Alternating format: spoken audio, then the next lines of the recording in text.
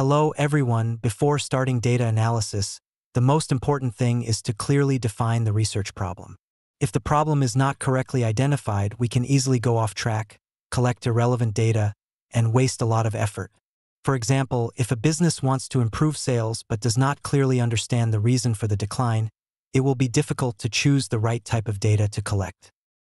The process of defining a research problem includes several steps: identifying the problem, finding its causes, assessing its impact, considering the context, setting objectives, and developing research questions. For example, if sales are declining, we need to determine whether it is due to pricing, competition, or product quality.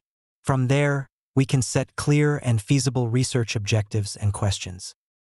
A good research question should meet the 5 SMART criteria. 1. Specific or clearly defined. The question must be clear and focused on a single issue, avoiding general or vague topics. Example: instead of asking, "How does technology affect the economy?" we should ask, "How does artificial intelligence, AI, affect labor productivity in Vietnam's banking sector?" This question specifies the field, AI, and the scope, Vietnam's banking sector. 2. Measurable, quantifiable.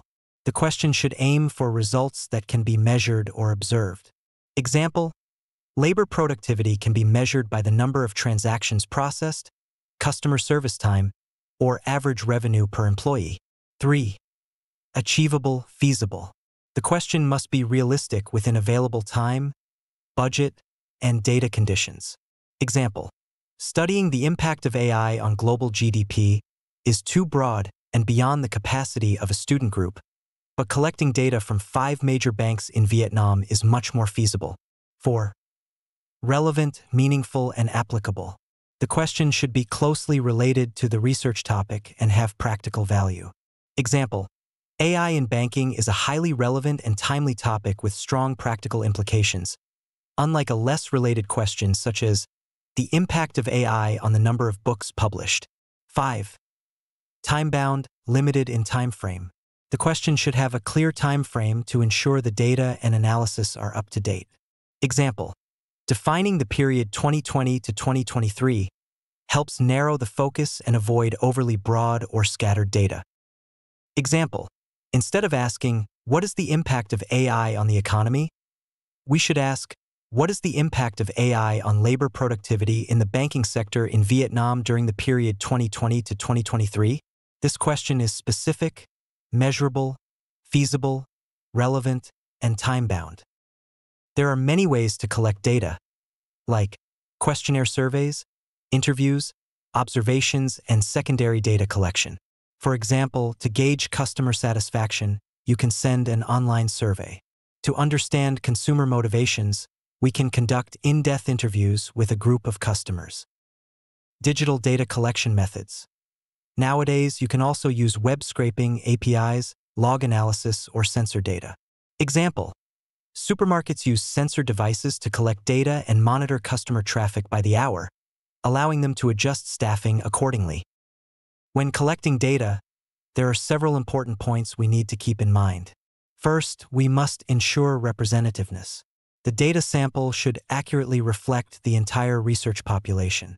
This helps make sure that our findings can be generalized and truly meaningful. Second, we need to consider ethical issues. We must always respect participants' privacy, obtain their informed consent, and comply with all data protection laws and regulations.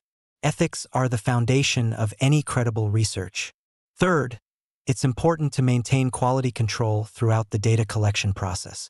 Having a clear quality assurance procedure helps ensure that the collected data is accurate, consistent, and reliable. Finally, we should always keep detailed records.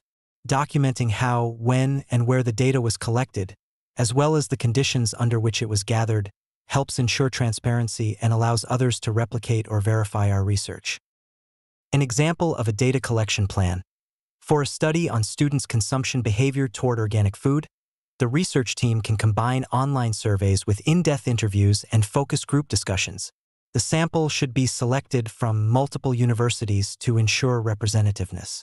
Having a clear and well-defined plan helps save costs, ensures that the collected data is sufficient and accurate, and serves the research objectives effectively.